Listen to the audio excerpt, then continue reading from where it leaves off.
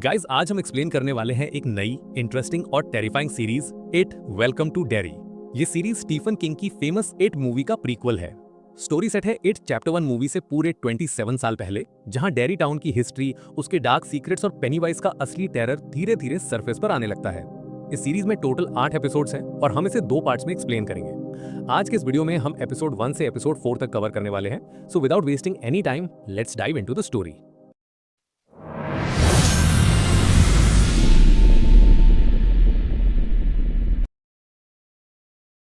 Episode की शुरुआत होती है गहरे अंधेरे में, डेरी के कैपिटल थिएटर के अंदर।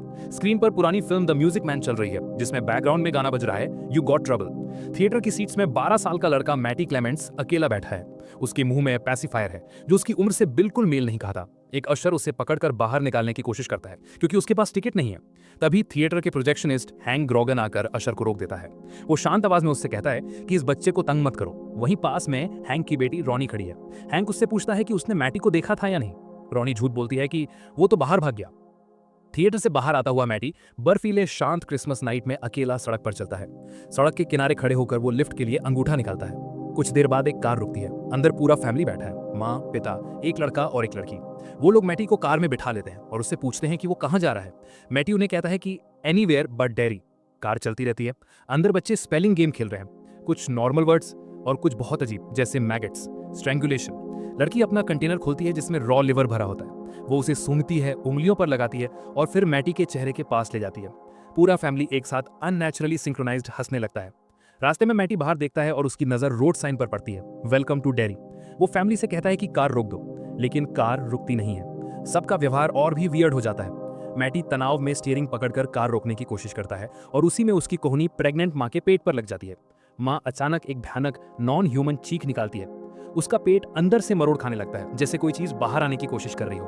पूरा परिवार एक साथ चैंट करने लगता है, OUT, आउट। उनकी आवाजें मैकेनिकल लगती हैं, जैसे कोई एक ही दिमाग से बोल रहा हो। माँ के पैरों से खून बहता है और उसी खून में से एक पंखों वाला म्यूटेंट इन्फेंट बाहर निकल आता है। एक विंग्ड क्रीचर जिसकी आंखें पूरी काली और खाली हैं। वो कार के अंदर उछलता फिरता है, अभी भी अम्बिलिकल कॉर्ड से जुड़ा हुआ। वो क्रीचर मैटी पर हमला करता है। मैटी संघर्ष करता है और इसी दौरान उसका पैसिफायर खिड़की से बाहर उड़कर सड़क के सीवर ग्रेट में गिर जाता है। यहां मैटी की किस्मत को सीधा नहीं दिखाया जाता, उसका एंड मिस्टीरियस छोड़ दिया जाता है। 4 महीने बाद अप्रैल 1962 एक military plane Derry air force base पर उतरता है। मेजर ली रॉय हैंडलन और कैप्टन पाउली रूसो प्लेन से उतरते हैं। कर्नल फुलर उनसे मिलते हैं और उन दोनों का वेलकम करते हैं। कर्नल फुलर उन्हें बेस दिखा रहे होते हैं, तभी कैप्टन पाउली एक रिस्ट्रिक्टेड एरिया देख लेते हैं। वो उन्हें बताते हैं कि वहां एक स्पेशल प्रोजेक्ट पर काम चल रहा है। वो हैंडलन से कहता है कि तुम्हें डेरी पसंद आएगा। बेस पर इंट्रोड्यूस करते समय एक सोल्जर हैंडलन को सल्यूट नहीं करता। हैंडलन काम वॉइस में उससे समझाता है कि मिलिट्री में रिस्पेक्ट और अनुशासन कितना जरूरी है। जनरल शॉ हैंडलन से कहता है कि बाद में उससे मिलने आए। हैंडलन का ड्राइवर, बेस पर दूसरा ब्लैक आदमी, हैंडलन को बहुत ध्यान से देखता है, जैसे कुछ जानता हो। कट होता है डेरी हाई स्कूल पर। लिली बेनब्रिज, एक 12 साल की लड़की, अपना लॉकर खोलती है और ऊपर रखा पिकल जार गिरकर फूट जाता है।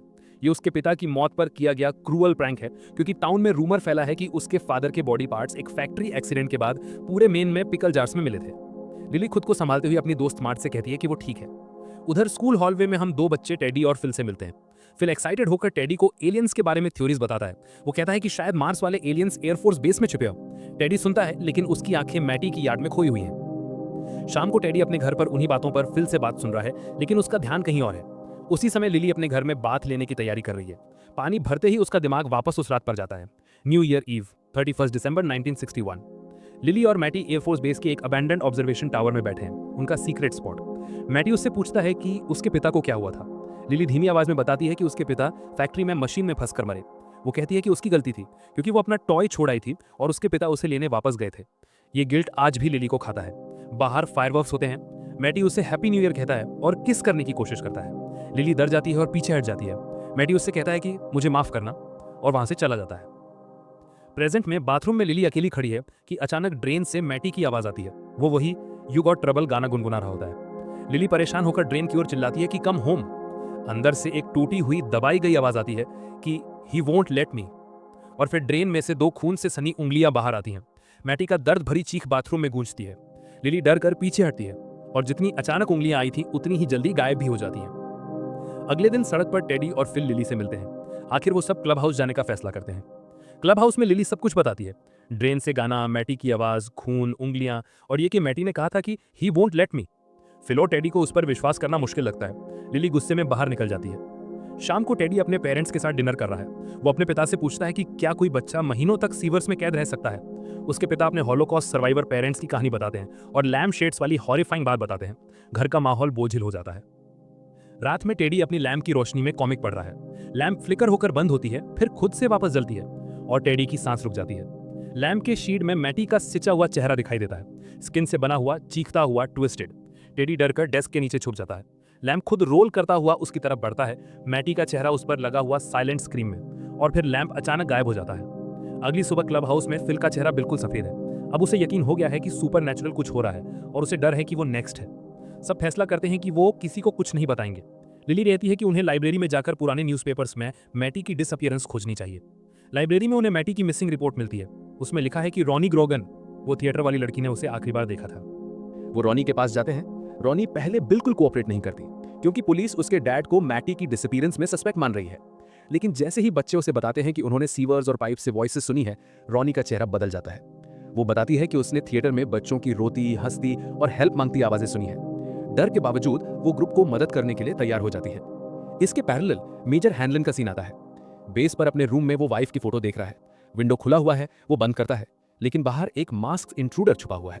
रात को 3 मैन गैस मास्क पहन के उस पर हमला करते हैं। वो हैनलिन से B-52 बॉम्बर स्पेक्स मांगते हैं। हैंडलिन रिफ्यूज करता है। अटैक बढ़ता है। तभी पॉली रूम में आकर उसकी जान बचाता है और अटैकर्स भाग जाते हैं।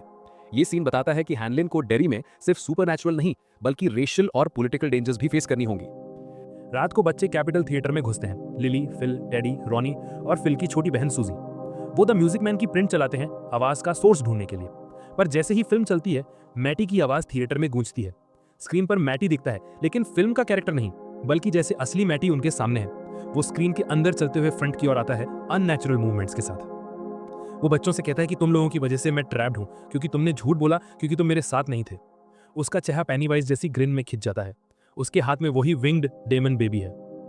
क्रीचर स्क्रीन को फाड़कर असली थिएटर में घुसाता है और मौत का सिलसिला शुरू होता है। क्रीचर टेडी को पकड़कर 2 हिस्सों में फाड़ देता है। वो सूजी पर टूट पड़ता है और उसे मार देता है। फिल भी बुरी तरह मारा जाता है। थिएटर की सीट्स खून से तर हो जाती हैं। लिली रेंगते हुए आयल से बाहर जाने की कोशिश करती है। रॉनी प्रोजेक्शन बूथ से सब देखती है, सदमे में।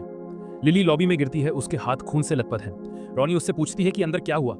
लिली नीचे देखती है, सूजी के खून से भरे अपने हाथों को देखती है। उसके हाथ में अभी भी सूजी का कटा हुआ छोटा हाथ फंसा है और वो एक दिल दहला देने वाली चीख निकालती है। एपिसोड यहीं खत्म होता है। एपिसोड की शुरुआत होती है लिली के अचानक नींद से जागने पर। वो गहरी सांस लेते हुए समझती है कि पिछली रात कैपिटल थिएटर में जो हुआ वो कोई सपना नहीं था। 3 बच्चे, टेडी, सूजन और एक और गायब हो चुके हैं। सिर्फ उनका खून मिला है, बॉडीज नहीं। बाहर 2 डेरी पुलिस वाले हैंक ग्रोगन के घर पर नजर रख रहे हैं। हैंक थिएटर का प्रोजेक्शनिस्ट है और बिना सबूत के भी पुलिस ने मान लिया है कि वही दोषी है।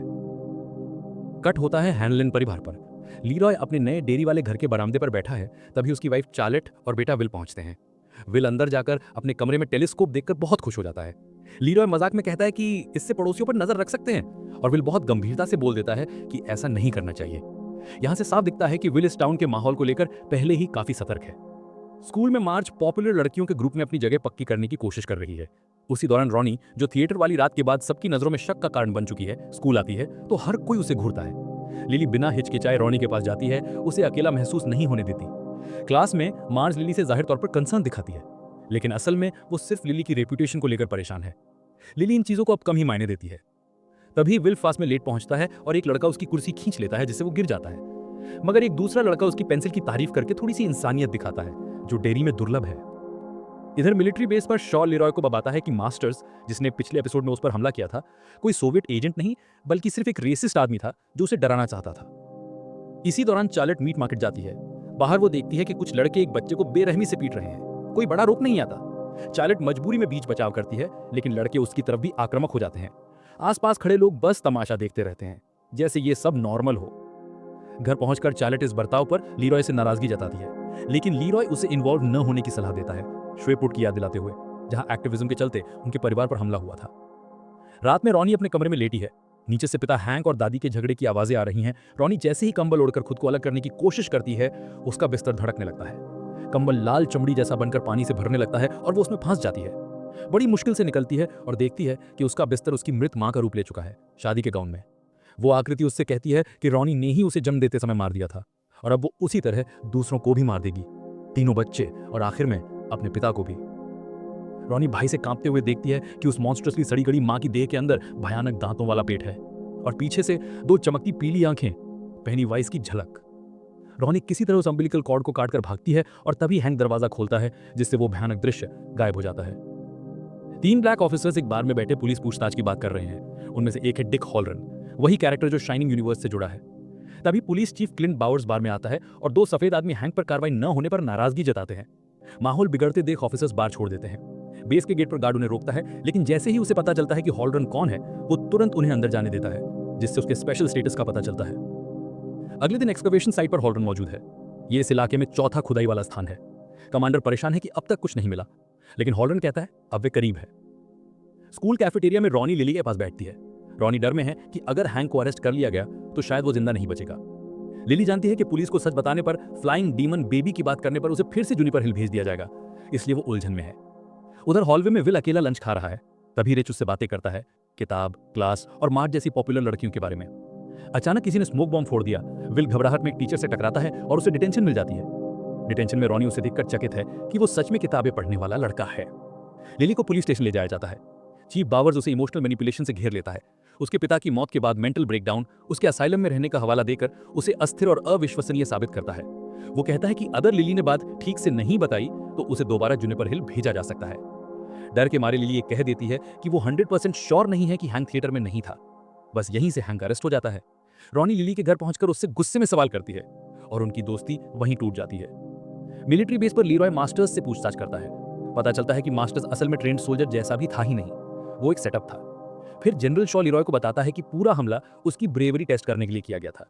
वो चाहता है कि ऐसे मिशन पर वही लोग जाएं जो एक्सट्रीम टॉर्चर में भी नहीं टूटते, इसलिए उसने लीरॉय को चुना है। इसके बाद वो शॉ उसे ऑपरेशन प्रीसेप्ट के बारे में बताता है। ये कोल्ड वॉर से जुड़ा सीक्रेट मिशन है। अमेरिकी सरकार एक ऐसे हथियार की तलाश में है जो डेरी में कई दशक पहले बरीड होने की सूचना है। ये फियर से संचालित माना जाता है। शॉ इसे एक डिटरेंट वेपन के तौर पर देख रहा है और लीरॉय को इसलिए रिक्रूट किया गया है क्योंकि वो फियरलेस है। कोरियन वॉर के समय उसका रिकॉर्ड ये साबित करता है। अब लिली ग्रोसरी स्टोर में है। अचानक एक अजीब डेमोनिक आवाज फुसफुसाती है। स्टोर की अनाउंसमेंट्स सीधे उसका नाम लेकर उसे डराने लगती हैं। आयल्स मुड़ते मुड़ते उसे घेर लेते हैं। सीरियल बॉक्सेस पर टेडी, सूजन और बाकी विक्टिम्स की तस्वीरें दिखने लगती हैं। शेल्फ्स पिकल जार्स में बदल जाती हैं, ठीक वैसी जैसी डेरी की अफवाहों में कहा जाता है कि लिली के पिता का बॉडी फैक्ट्री एक्सीडेंट में गियर्स में फंसकर पिकल जार्स में गया था। उसे जार्स में अपने पिता का सड़ा चेहरा दिखता है। एक जार तोड़ते ही उसके पिता के डीकंपोज हिस्से आपस में जुड़कर एक भयानक मांस बनाने लगते हैं। लिली आंखें बंद करती है और जब खोलती है स्टोर वापस नॉर्मल है, लेकिन वो पब्लिकली ब्रेक डाउन कर चुकी है और इसे देखकर लोग उसे फिर से जूनिपर हिल असाइलम भेज देते हैं। आखिरी सीन में शॉ के ऑफिस में एक आदमी हॉलरन को लेकर आता है और बताता है कि डिग साइट पर कुछ मिला है। रात के वक्त तेज बारिश में एक्सकवेशन टीम जमीन से 1930s की पुरानी कार निकालती है। जैसे ही कार ऊपर आती है, अंदर से कई स्केलेटन्स बाहर गिरते हैं, पेनीवाइज के विक्टिम्स। हॉलरन ये सब देखकर एक नोइंग एक्सप्रेशन देता है, जैसे वो जानता हो कि वे सही दिशा में पहुंच गए हैं। एपिसोड यहां खत्म होता है इस संकेत के साथ कि मिलिट्री अब उस भयानक शक्ति के बेहद करीब है जिसकी असली सच्चाई डेरी की जड़ में छिपी हुई है। एपिसोड 3 की शुरुआत एक 1908 के घूमते फिरते कार्निवल और फेयर से होती है। कैमरा धीरे धीरे भीड़ के बीच से गुजरता है और हमें एक छोटा लड़का दिखता है, फ्रांसिस शॉ। फेयरग्राउंड में अलग अलग फ्रीक शो अट्रैक्शंस हैं, जॉइंटेड ट्विन्स, मिरर मेज और एक अजीब क्लाउन जिसके हाथ में रेड बलून्स हैं। माहौल में पेनीवाइज की मौजूदगी महसूस होती है, भले वो सीधा दिखाई नहीं देता। फ्रांसिस क्यूरियोसिटी में एक डार्क फ्रीक रूम के अंदर चला जाता है। यहाँ उसे एक बूढ़ा, एक आंख वाला, बेहद टेढ़ा मेढ़ा आदमी दिखता है, लंबा पतला, ऑलमोस्ट एनिमल लाइक। वही क्रीचर जो फ्रांसिस के लिए प्योर डर का पहला रूप बन जाता है। फ्रांसिस डर के भागता है और बाहर टेंट के पास अपने पिता से टकराता है। वो पहली बार डर जैसा कुछ महसूस करता है, लेकिन उसका पिता उसकी घबराहट से खुश नहीं है। पिता उसे एक नया स्लिंगशॉट पकड़ाते हुए जताता है कि अब फ्रांसिस को कावर्ड नहीं बनना चाहिए। उसी दिन बाद में उनका परिवार डरी से थोड़ा बाहर एक रोड पर फंस जाता है क्योंकि कार खराब हो जाती है। फ्रांसिस का पिता उसे पैसे देकर कहता है कि वो लेमनेड स्टैंड से पानी लेकर आए। वो स्टैंड 3 नेटिव अमेरिकन बच्चों का होता है। फ्रांसिस के पास पूरे पैसे नहीं होते तो एक लड़की, बाद में पता चलता है उसका नाम रोज है, उससे पूछती है कि क्या वो अपने स्लिंगशॉट के बदले पानी लेना चाहेगी। यहीं उनकी दोस्ती शुरू होती है। गर्मियां भर फ्रांसिस और रोज डेरी के अलग अलग हिस्सों में भागते दौड़ते दिखते हैं। दोनों का बॉन्ड बहुत गहरा हो जाता है। एक दिन वो दोनों फॉरबिडन वेस्टर्न वुड्स में पहुंच जाते हैं। जंगल की चुप्पी अचानक उस एक आंख वाले क्रीचर के लौट आने से टूट जाती है। फ्रांसिस डर से जम जाता है, लेकिन रोज उसके स्लिंग शॉट से वो शॉट मारती है जो उसके बचपन की लेजेंड बन जाता है। वो क्रीचर की दूसरी आंख पर निशाना लगाती है और जो खून निकलता है वो ग्रेविटी के खिलाफ ऊपर की तरफ तैरने लगता है। रोज फ्रांसिस को पीछे मुड़कर न देखने की चेतावनी देते हुए वहां से भागने को कहती है और दोनों जंगल से निकल जाते हैं। एक आखिरी 1908 फ्लैशबैक में फ्रांसिस रोज को बताता है कि उसके पिता का पोस्टिंग बदल रहा है और उन्हें डेरी छोड़ना पड़ेगा। फ्रांसिस घबराकर रोज से कहता है कि वो उसे कभी ना भूले, लेकिन रोज जानती है कि डेरी की सीमा के बाहर जाते ही लोग यहाँ की बातें भूल जाते हैं। वो उसे उसका स्लिंगशॉट वापस देकर कहती है कि शायद इसी से उसे याद रहे। कहानी 1962 में कट करती है जुनिपर हिल साइकियाट्रिक हॉस्पिटल। यहाँ से लिली दूसरी बार डिस्चार्ज हो रही है। हॉस्पिटल में उसकी दोस्ती इंग्रिड से हुई थी, जो हाउसकीपिंग स्टाफ में है। लिली उसे बताती है कि उसे रॉनी के फादर हैंक को लेकर गिल्ट फील होता है। इंग्रिड उसे समझाती है कि अगर रॉनी वाकई उसकी जिंदगी में मायने रखती है तो लिली को उसे सच बताना चाहिए। वापस डेयरी में रॉनी स्कूल पहुंचती है और देखती है कि उसके लॉकर पर लिपस्टिक से लिखा है हैचेट हैंक्स कॉर्नर फ्राई, यानी पूरी टाउन उसे हैंक के क्राइम्स के साथ जोड़कर जज कर रही है। ये काम पैटी कैक्स नाम की मीन गर्ल्स का है। बाथरूम में लिली उसे समझाने की कोशिश करती है। रॉनी पहले तो चिढ़ जाती है, लेकिन लिली एक सीधी बात रखती है। अगर वो लोग असली मर्डरर की फोटो ले आएं तो हैंक भी बच सकता है और लिली की बात भी साबित हो जाएगी कि वो पागल नहीं है। शहर के जेल में हैंक ब्रोगन से पुलिस चीफ क्लिनबावर्स पूछताछ करता है। चीफ बार बार हैंक से झूठी कन्फेशन लेने की कोशिश करता है, क्योंकि किसी आई विटनेस ने उसे रात 11:30 बजे जैक्सन स्ट्रीट पर देखा होने का दावा किया है। पुलिस को वहीं हैंक के एम्बेसी गोल्ड सिगरेट्स भी मिले। चीफ हैंक को शॉशैंक प्रिजन की धमकी देता है। उधर जनरल शॉ अपने मिलिट्री हेडक्वार्टर्स में ग्रोन अप रोज से मिलता है। सालों बाद दोनों मिलकर खुश हैं, लेकिन इनके रास्ते एक दूसरे के खिलाफ खड़े हैं। शॉ एक्सकैवेशन के बारे में झूठ बोलता है कि वो बस सॉइल सर्वे कर रहे हैं, जबकि वो सच में एक एंशिएंट ईविल की तलाश में है। रोज उसे सीक्रेट लैंड्स के बारे में बताने के लिए मान जाती है, लेकिन अनईजी रहती है। रोज का नेफ्यू तनियल उसे बताता है कि मिलिट्री ने वैसे ही खुदाई करते करते ब्रैडली गैंग मैसेकर की मिसिंग कार्ड ढूंढ ली है। तनियल इंसिस्ट करता है कि उन्हें कुछ करना चाहिए इससे पहले कि वो और गहराई तक जाएं, लेकिन रोज उसे वहीं रोक देती है, जैसे कोई बड़ी बात अभी छुपानी हो।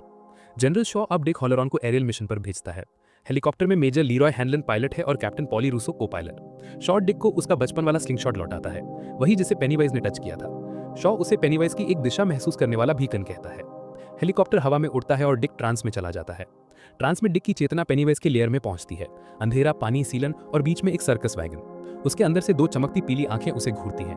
पेनीवाइज की आवाज उभरती है, हु आर यू? डिक डेडलाइट्स देखता है, एक जगह जहां विक्टिम्स का कॉन्शियसनेस हमेशा के लिए फंसा रहता है। उसे युद्ध, मौत और अपनी ग्रैंडमदर की स्पिरिट दिखाई देती है, जो उसे वापस लौटने की चेतावनी देती है।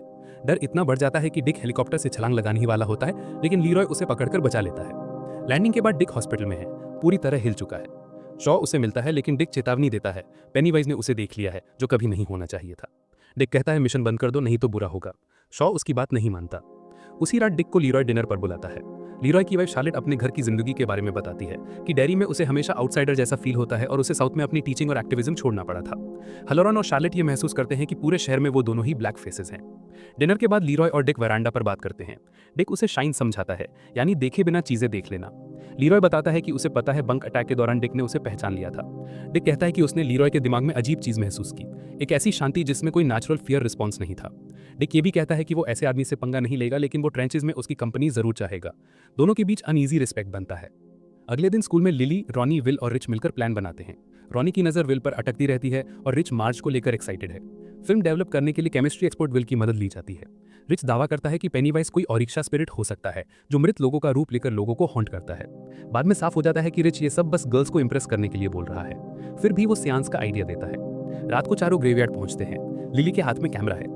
रिच एक नकली सा प्रेयर बोलने लगता है, जो क्लियरली काम नहीं करता, लेकिन पेनीवाइज उनका अटेंशन महसूस कर लेता है। धुंध से धीरे धीरे डेड किड्स के घोस्टली वर्जन्स बाहर आने लगते हैं। टेडी, पिल, सूजी। पेनीवाइज ने जिन जिन बच्चों को मारा था उनके रूप अब इन्हें चारों तरफ घेरते हैं। किड्स भागते हुए उनकी फोटोज लेते हैं। भागते भागते विल एक क्रिप्ट में घिर जाता है और यहीं उसे पेनीवाइज अपने असली क्लाउन रूप में दिखता है।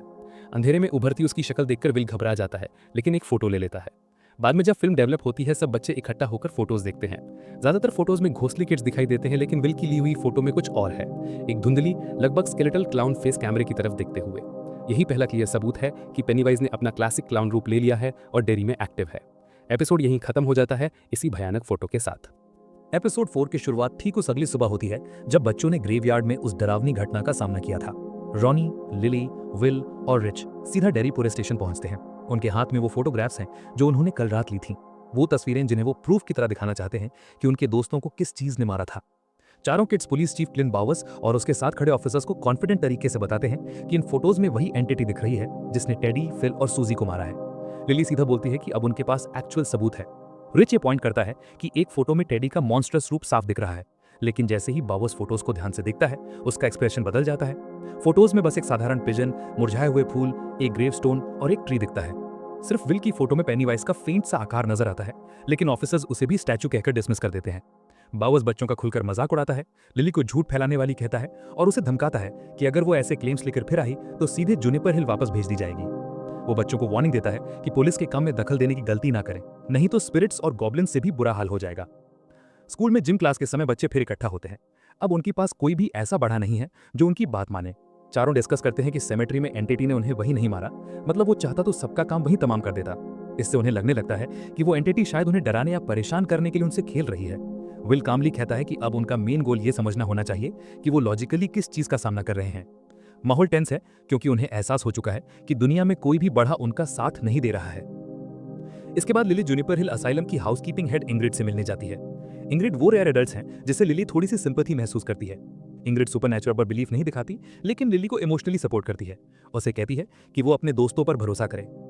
उधर साइंस क्लास में मार्च आधे ध्यान से एक वीडियो देख रही होती है जिसमें लुकोक्लोरिडियम पैराडॉक्सम नाम का पैरासिटिक वर्म, यानी एक ऐसा वर्म दिखाया जा रहा है जो स्नेल की आंखों को ग्रॉस पल्सेटिंग बलून जैसा बना देता है। ये इमेजरी मार्च को बहुत डिस्टर्ब कर देती है। इसी बीच मार्ज और पैटी केक्स एक क्रूअल प्रैंक प्लान करते हैं, लिली को पब्लिकली ह्यूमिलिएट करने के लिए। टिम फ्लिनिगन को यूज करने वाला प्लान। मार्च थोड़ी देर गिल्ट फील करती है और प्लान से पीछे हटने का सोचती है, लेकिन लंच ब्रेक के समय जब लिली अकेले वॉशरूम में होती है, मार्च उसे फॉलो करती है। यहीं पेनीवाइज मौका पकड़ता है। पेनीवाइज मार्च की गिल्ट और उसका साइंस वाला डिस्गस्ट दोनों यूज करता है। अचानक मार्च को अपनी आंखों में तीखी जलन महसूस होती है। उसकी प्यूपल्स खिंचकर आगे की तरफ निकलने लगती हैं, ठीक उसी पैरासिटिक वर्म की तरह। उसकी आंखें पस और खून से भरी ग्रोटेस्क बल्ब्स बन जाती हैं। मार्च चीखते हुए हॉलवे में भागती है और एक्सट्रीम पैनिक में शॉप रूम की तरफ दौड़ती है। वहां वो रैंडम शार्प टूल्स उठाकर अपनी आंखें काटने की कोशिश करती है। वो अलग अलग टूल्स ट्राई करती है और आखिरकार टेबल 100 तक पहुंच जाती है, ऑलमोस्ट खुद को उसके नीचे रख देती है। लिली कमोशन सुनकर शॉप रूम में दौड़ती है और मरते मरते मार्च को टेबल 100 से खींच लेती है, लेकिन उस वक्त तक मार्च काफी चोट खा चुकी होती है। उसी समय और स्टूडेंट्स वहां पहुंचते हैं। सबकी नजर वही ब्लडेड सीन पर जाती है। मार्च जमीन पर गिरकर तड़प रही है और लिली उसके ऊपर खड़ी है, पूरी तरह खून से लथपथ। सबको लगता है लिली ने मार्च को हमला करके घायल किया है। यही पेनीवाइज का साइकोलॉजिकल ट्रैप है। लिली की सबसे बड़ी डर, यानी वापस जुनिपर हिल भेजे जाने का डर, अब सच की तरह उसके सिर पर खड़ा है। इस मीन टाइम विल की मदर चार्लोट विल के रूम से ग्रेवयार्ड वाली फोटोज ढूंढ लेती है। विल बताता है कि वो और उसके दोस्त रॉनी के पिता का नाम साफ करने की कोशिश कर रहे हैं, क्योंकि पुलिस एक ब्लैक आदमी को चाइल्ड मर्डर के लिए बेवजह जेल में बंद किए हुए है।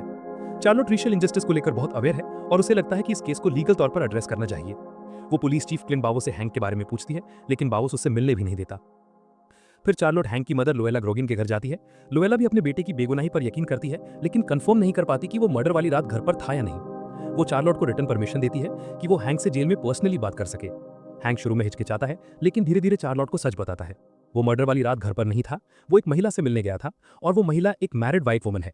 1960s मेन में इस बात का बाहर आना प्रैक्टिकली उसकी जिंदगी तबाह कर देगी।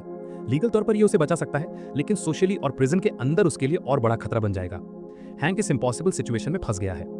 विल अपनी मदर से शेयर करता है कि उसे लगता है कोई चीज उसे और उसकी फैमिली को टारगेट कर रही है। सुपरनैचुरल का सीधा जिक्र वो नहीं करता, लेकिन उसकी बातों में डर साफ होता है। चार्लोट सोचती है कि फादर सन बॉन्डिंग उसे हेल्प करेगी और वो विल और उसके पिता लेरॉय के लिए एक फिशिंग ट्रिप अरेंज कर देती है। फिशिंग ट्रिप के दौरान पेनीवाइज फिर हमला करता है। विल को हेलुसिनेशन जैसी हॉरिफाइंग विजन होती है। लेरॉय का जला हुआ बर्न्ड कॉप्स वाला रूप, मानो वो किसी प्लेन क्रैश में मर गया हो। ये फ्यूचर का पॉसिबल विजन हो सकता है या सिर्फ पेनीवाइज का साइकोलॉजिकल ट्रिक। इसी एनकाउंटर में विल के हाथों और शरीर पर रियल बर्न मार्क्स आ जाते हैं। लेरॉय पानी से अपने बेटे को निकालता है और शॉक्ड होकर देखते हैं कि विल के घाव असली हैं। विल साफ कहता है कि कोई ईविल चीज उनके पीछे पड़ी है। तभी लेरॉय इलाके में एक और रेड बलून देखता है। इस बार उसे भी यकीन हो जाता है कि कुछ सुपरनैचुरल और डेंजरस उनके आसपास है। लेरॉय जवाब पाने के लिए मिलिट्री बेस में डिक हैलोरॉन से मिलता है। वो डिक से पूछता है, हम किस चीज का सामना कर रहे हैं। डिक, जिसके पास शाइनिंग साइकिक एबिलिटी है, साफ कहता है कि उसे भी ठीक नहीं पता कि वो क्या ढूंढ रहे हैं। जनरल शाह डिक को बैरक्स के पास एक रनडाउन बिल्डिंग दिखाता है। आर्मी उसे हैलोरॉन के यूज के लिए देने वाली है। डिक साइकिक सेंस से इमेजिन करता है कि ये जगह आगे जाकर क्या बन सकती है। उसे विजन में दिखता है कि फ्यूचर में ये जगह ब्लैक स्पॉट कहलाएगी, वही नाइट क्लब जिसे racist legion of white decency बाद में जला देगी। क्लीनिंग करते समय डिक लगातार विजन्स फील करते रहता है। हैंडलून घर के किचन में रोज चार्लोट से कैजुअली बात करते हुए इनडायरेक्टली उसे वार्निंग देती है, अपनों को पास रखना कभी बुरा आइडिया नहीं होता। ये बात चार्लोट के दिमाग में गहराई तक बैठ जाती है। रात में विल फिर कहता है कि बाहर वही चीज उसे देख रही है। लेरॉय बाहर जांच करता है, उसे बस एक रेड बलून मिलता है। फ्रस्ट्रेटेड लेरॉय सीधे जनरल शाह के ऑफिस में घुस जाता है। शाह कोई वर्बल एक्सप्लेनेशन नहीं देता, बल्कि लेरॉय को असल चीज दिखाना चाहता है। वो उसे एक इंटेरोगेशन रूम में ले जाता है जहां डिक हेलोनन एक यंग शोकोपिवा आदमी की इंटेरोगेशन कर रहा है। डिक अपनी शाइनिंग एबिलिटी से तानियल की एंसेस्ट्रल मेमोरीज तक पहुंचता है। फ्लैशबैक में रिवील होता है कि पेनेवाइज की एक एंशिएंट कॉस्मिक ओरिजिन है। लाखों साल पहले कॉस्मिक ईविल रात के अंधे हिस्से से पृथ्वी पर क्रैश होकर गिरा। एक मीटेराइट में बंद नेटिव ट्राइब ने बाद में उस एंटिटी को वेस्टर्न वुड्स में पाया और उसे कंटेन रखने के लिए मीटेराइट की सिगरेट स्टोन से एक टैगर और कई प्रोटेक्टिव स्ट्रक्चर्स बनाए। ट्राइब ने सख्त रूल बनाया कि कोई भी वेस्टर्न वुड्स में एंटर नहीं करेगा। ये बैलेंस पीढ़ियों तक चलता रहा, लेकिन यूरोपियन सेटलर्स ने वार्निंग्स इग्नोर की, वुड्स में घुसे और इनडायरेक्टली गैलो को फीड करने लगे। इससे उसकी शक्ति बढ़ती चली गई। एंटिटी लोगों के डर के हिसाब से उस अलग अलग रूप लेता रहा, कभी मॉन्स्ट्रस एल्क, कभी ट्विस्टेड प्रीस्ट। ट्राइब ने कई बार कंटेनमेंट रिपेयर किया, कई लोग मारे गए, लेकिन आखिर में उन्होंने पिलर्स का पूरा सिस्टम बनाया जो अब नीबॉल स्ट्रीट के वेल हाउस के नीचे हिडन है। सेशन खत्म होने पर डिक तानियल से सबसे जरूरी सवाल पूछता है, एंटिटी कहाँ है? तानियल बताता है, पुराने वेल के नीचे के टनल्स फॉलो करो, वहां पिलर्स मिलेंगे। यानी मॉडर्न डेरी में पेनेवाइज का एक्चुअल लेयर वेल हाउस ही है और अब मिलिट्री सोच रही है कि शायद वो इस कॉस्मिक एंटिटी को वेपोनाइज भी कर सके। तो गाइस, ये थी वेलकम टू डेरी के एपिसोड 1 से एपिसोड 4 की कहानी। पार्ट 2 में स्टोरी और भी क्रीपी और इंटरेस्टिंग होने वाली है। पेनीवाइज की मिस्ट्री और गहरी होने वाली है। अगर आपको वीडियो पसंद आई हो तो चैनल को सब्सक्राइब जरूर करें ताकि अपकमिंग पार्ट आपसे मिस ना हो। See you in the next video.